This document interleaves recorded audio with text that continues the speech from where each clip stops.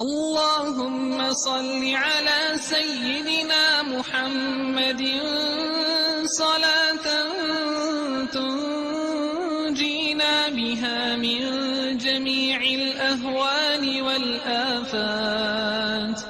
وتقضي لنا بها جميع الحاجات، وتطهرنا بها من جميع السيئات،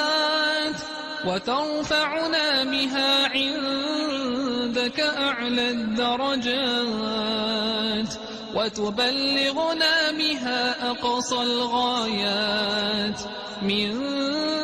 جميع الخيرات في الحياة وبعد الممات، إنك على كل شيء